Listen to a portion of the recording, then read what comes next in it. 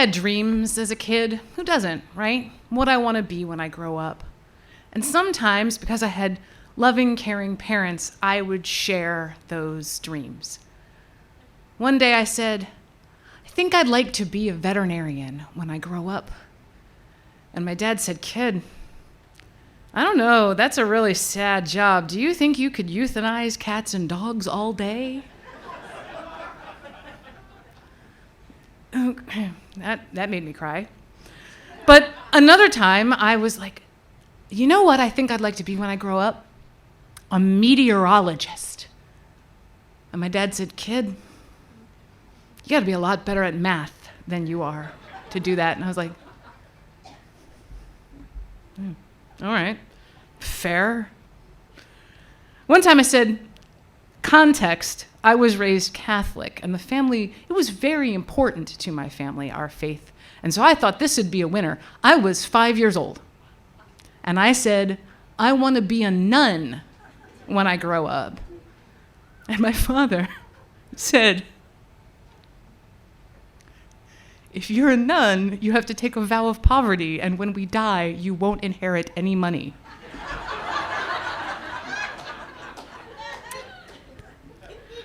Okay, I guess that worked. I'm not a nun.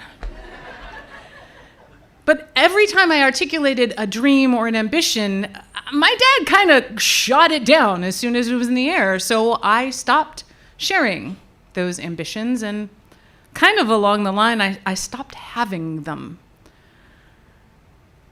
And, well, having ambition can get you a lot of things, but not having ambition means I did things I was interested in and liked to do, and I got jobs that paid me enough to get by and left me time. So one thing I had with my ambitionless job as I was roaring into my 30s was time.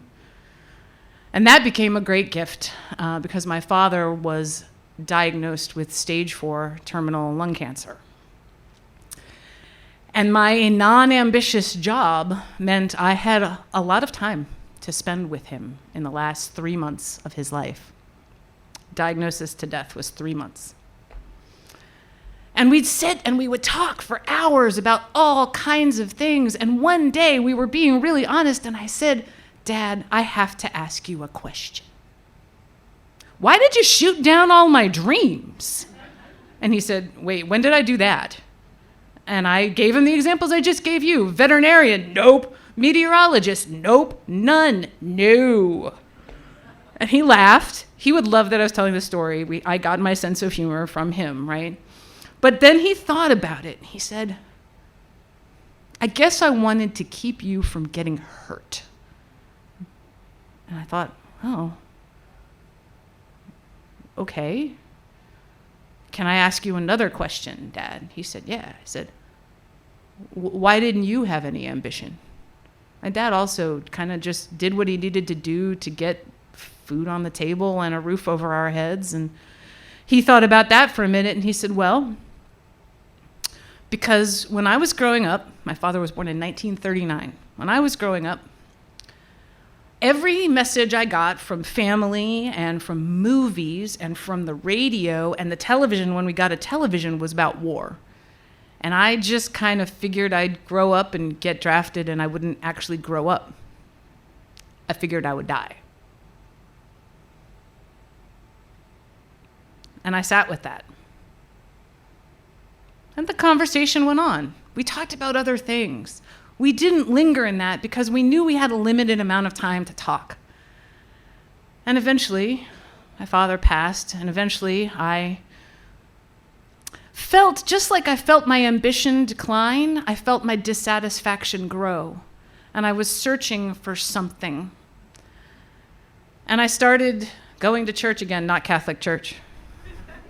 I was volunteering with Marylanders for Marriage Equality, and we did a phone bank in a Unitarian Universalist church. And I said, what the heck is up with this religion? I Googled it. I went to a service.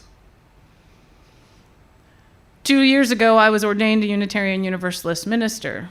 And the thing you don't know is that my father, for all of his not ambition, when he was in his mid-30s, he went to seminary to become ordained a deacon in the Catholic Church. So he didn't lead by ambitious tail.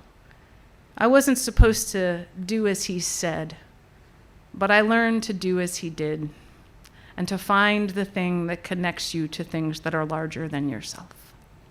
Thank you.